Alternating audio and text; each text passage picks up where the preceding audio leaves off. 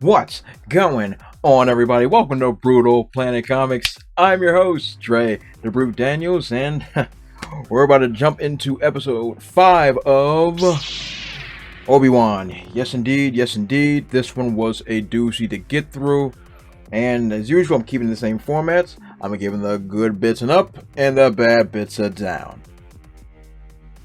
Let's just get started. So, this thing starts off with a little bit of a flashback. Looking back at Obi-Wan and Anakin about to start their training. And once again, I have to just mention this. The editing in this episode is absolute debacle. Like the cuts and edits right when things are happening is very strange, very odd. It took me kind of out of it, but that's neither here nor there. So we get 40-year-old Padawan Anakin. I mean, they didn't throw no makeup on Hayden Christensen or nothing. They were like, hey, get out there with your crow's feet. But whatever. So they're about, him and Obi-Wan are about to start a training session. But then you don't really get to see what's going on because they immediately cut to Darth Vader heading towards the Rebel base, or the whatever the thing is called, the Rebel base. And I guess he's just remembering it fondly or whatever, and the lessons that he learned throughout that moment. So, third sister Reva shows up and tells him, hey, we're approaching the planet, blah, blah, blah, blah, blah. He makes her kneel before him and gives her the title of Grand Inquisitor. Now, of course, to me, I was very dazed and confused because she hasn't accomplished anything. But you know, whatever. So she's Grand Inquisitor or what have you. But then things get stupid really quickly. So Reva's plan is to use the Roomba robot and lock down the facility. Now, in hindsight, that makes some sense. You know, they close off the hangar so that nobody can escape. However, she's hacked into the entire facility, so therefore she can open it whenever she's ready.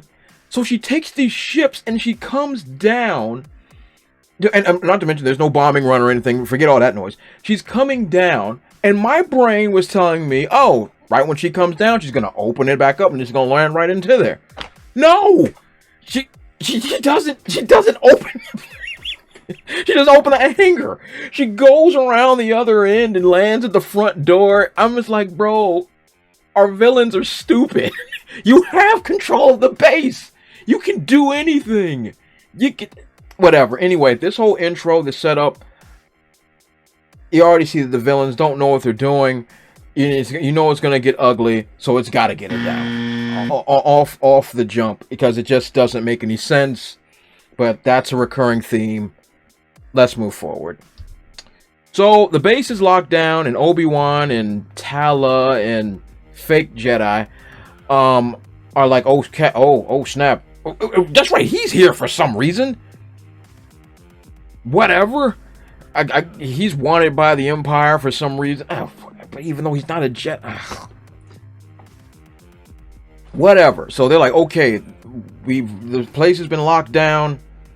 We got to find a way to escape, or whatever the case may be. Yada, yada, yada. So in the midst of this, we get another flashback of Anakin and Obi-Wan dueling. And during this duel, Anakin is being super aggressive because he has this desire to win. And Obi-Wan's like, that desire to win is why you always lose control. And once again, a bad edit. We cut right back to what's going on in the base. Instead of just really focusing on this scene, like the choreography, which was mentioned to me by my buddy Adam from the Renaissance Nerd. Shout outs to him. The choreography in this, to me, I thought was pretty fun. So tentatively, you know, that was pretty good. But he, who is a fencer, told me, like, hey, the way that they're fighting, they're just fighting to clash sticks and not to actually, you know, fight each other. So he kind of critiqued it for me a bit, and I was like, hey, you know what? Thanks to his critical eye, I was able to see that, so good on him. But once again, the lessons aren't being put in on display because of the bad edits and bad cuts. So we jump back to the... Oh, God, Jesus. So we cut back to this, like, okay, we gotta make a plan because the hangar won't open. Okay, I got a million things wrong with this. So, of course, baby Leia's like, oh no, I'm sorry, excuse me. O'Shea Jackson tells everybody, oh, I can't get into the main switchboard facility. There's a bazillion engineering problems with that sentence alone. The only way you can get into engineering is if you send a small child into the switchboards. I'm kind of retarded. Who designed this place? You obviously had to build the switchboards in that area. So obviously there must be some type of facilities entrance. But no, there's a window this big that houses all of the controls. You are so dumb. You are really dumb. For real. Our heroes are stupid. So, but we gotta have Yas Queen Slay for a second. So, baby Leia walks up and says, I can do it. And then, rightfully, O'Shea Jackson's like, you a baby. Get out of here. Then Obi-Wan comes up and says, don't do as she says. What? Do as she says? She's a child. If somebody of authority has suggested, hey, the baby can slip through there, all right, we got something to talk about. But you're going to sit and tell me I am going to just defer all of my thought and feelings and control to a baby? That apparently is a tech genius. Oh, God. All of this is dumb. All of this is stupid. Down. Oh, Jesus.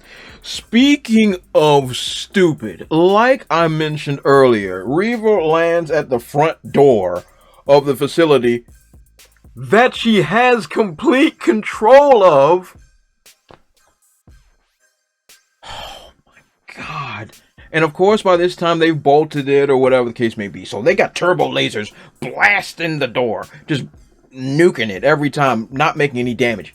And she mentions to Vader before they land that if they lock down, it will take weeks and days and whatever to break through this place.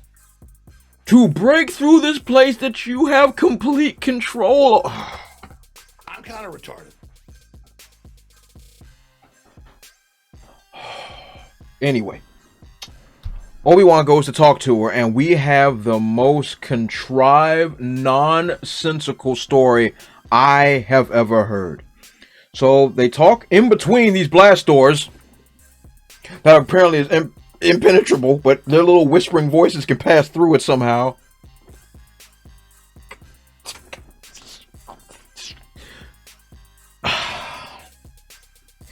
So they have this conversation. Obi-Wan's like, oh, you must have been a youngling. Yeah. And we have this flashback, as we all knew already from the opening scene of Order 66. She was the little black girl that was with the master that was running away and whatever. So she proceeds to tell us that her whole plan is to kill Vader because she wants revenge for her fallen Jedi friends.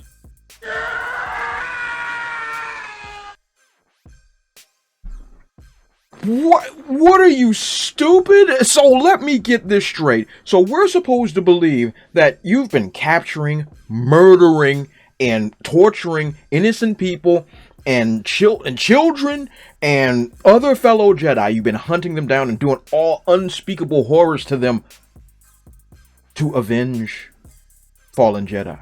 This is the most outrageous, outlandish, nonsensical foolishness I have ever heard. They're trying to give her this face turn, but it makes no sense. It's stupid. It's stupid. It's bad. It doesn't make any sense.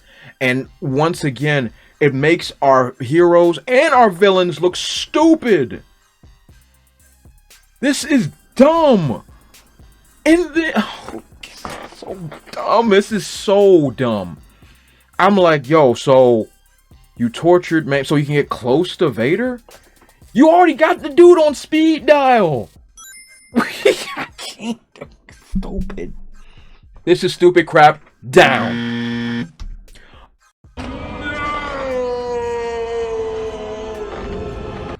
Speaking of stupid crap, this series has found a way to diminish the lightsaber on so many different levels. I'll talk more about it later on, but this gets my special attention.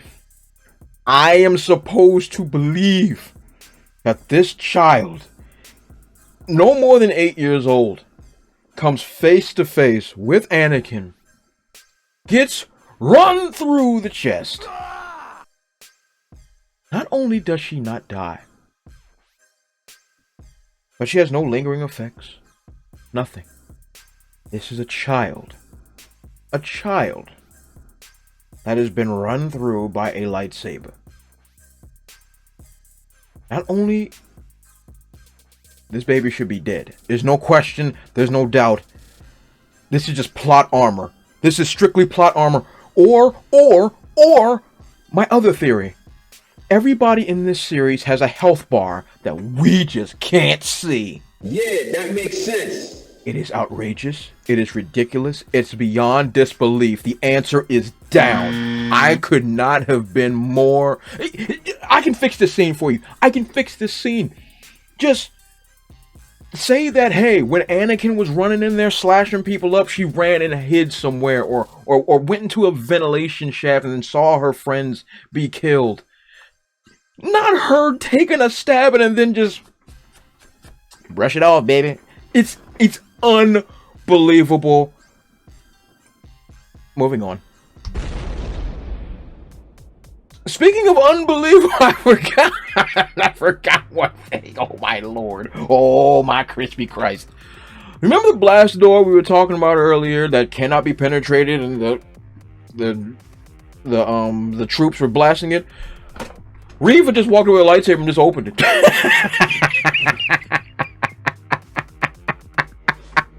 So this whole siege thing, so many balls have been dropped here. So she could have just walked up and opened it off the jump, or used the Roomba robot to open any of the hangar doors and just land. It's just so stupid. Speaking of stupidity, they began to siege the place. Obi-Wan is playing defense for a while, but then begins to retreat and falls behind everybody with blasters, so they can't defend themselves, so they're getting shot up. And then Tala makes the sacrifice play for no reason.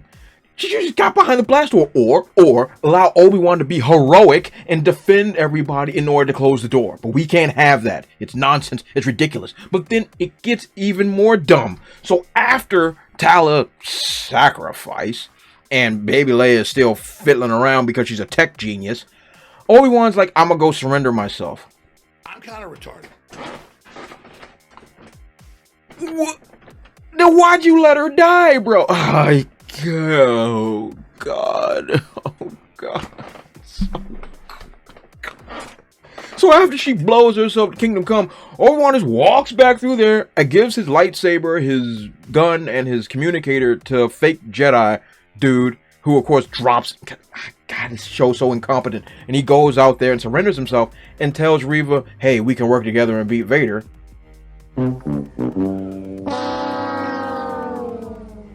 I'm just gonna move on.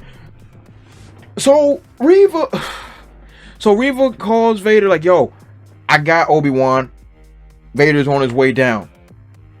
Then she proceeds, because I guess that's part of the plan, proceeds to put him back into the facility where we just got him from. Of course, he escapes. Vader comes down, and she's like, he's right in there. What? I didn't come here to fetch this dude. He's supposed to be sitting here gift wrapped for me when I get here. Once again, it makes Vader look like an idiot. It's stupid. It's dumb. All this whole scene is dumbed down. God. Then we actually have a cool scene. We have the scene when it looks like the ship is escaping. Vader reaches out with the Force, pulls that thing down, rips it to pieces. I really enjoyed this scene. I thought it was fun. But of course they layer it with stupid because there's another ship right next to it that isn't powered up that all the rebels are actually in, and that's when they escape. They layer it with some stupid, but I thought this scene was actually cool. I thought this scene was actually fun, even though it was kind of dumb, but tentatively, I'm going to go ahead and give it up just because it actually shows Vader being cool. Now the best scene actually happens. The best scene is Reva. It's a good scene, but at the same time, it gets stupid really quickly.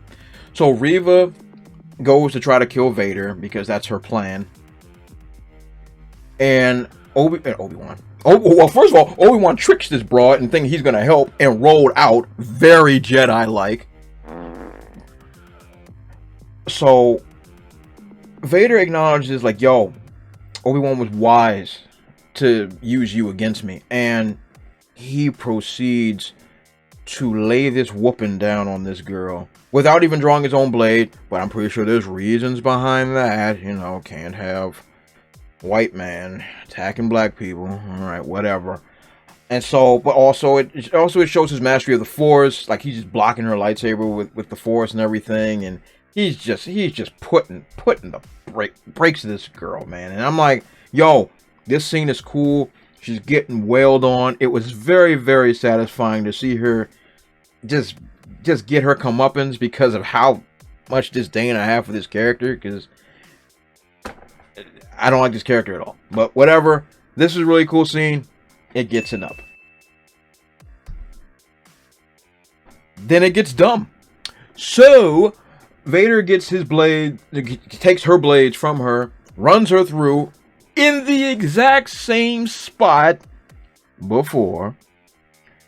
And once again, she doesn't die because everybody has a health bar. Is this KOTOR? This is KOTOR, right? Whatever. She doesn't die because whatever. Then it's revealed, of course, that the Grand Inquisitor is still alive, and he gives a monologue and all that stuff about anger keeping you alive and all that stuff. But here's the freaking problem. Why? Oh, okay, just a couple problems. Let's just deal with the immediate problem. The immediate problem is, why are they leaving her alive? Kill this girl, man. She's clearly a traitor, all that stuff. Darth Vader doesn't tolerate this type of nonsense. This is character assassination. He would have killed her days ago. But even the Grand Inquisitor, on principle, should have killed her because he stabbed her through. She stabbed him through, which, of course, also does nothing. Now, of course, they'll probably say the whole two stomachs thing or whatever the case may be, but there is no residual effects of the damage. There's no limp. There's no nothing. This show has demeaned the lightsaber. The lightsaber is supposed to be the coolest space weapon in the history of everything, and that joint can't kill a fly. Once again, I'm going to bring up the point I said before. Everybody here has an invisible health bar.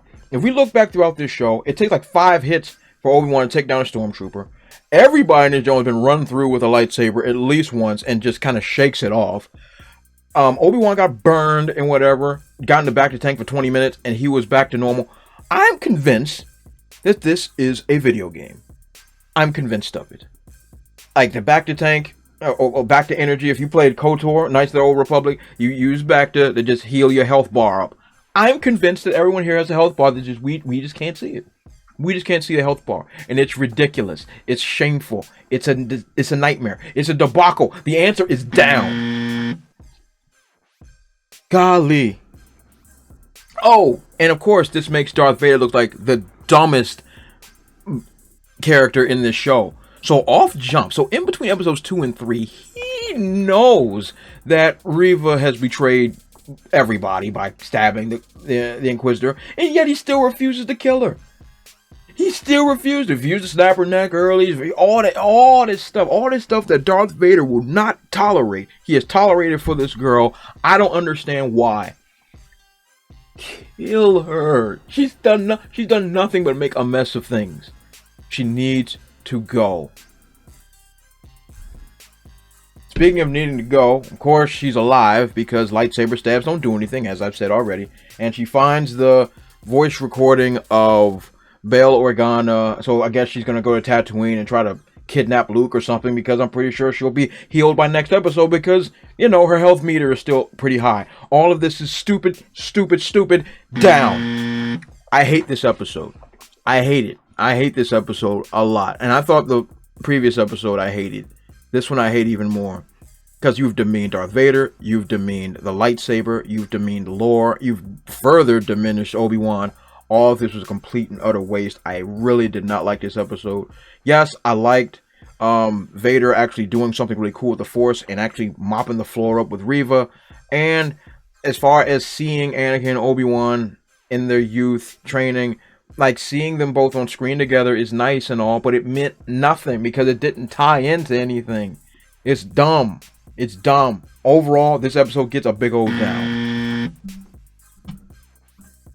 So tell me, what did you think about this? I know I'm pretty flustered right now because I was really upset with this thing. This thing really pushed my buttons the wrong way. But what did you guys think about this episode? Maybe there's something I missed. Maybe there's something that you enjoyed that I just couldn't see because I was seeing too much red.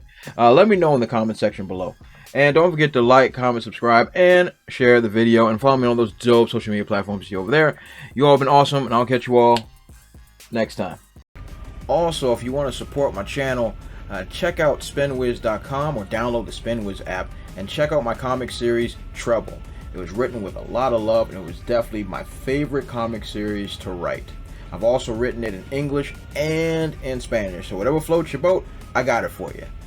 Thanks again, and check it out.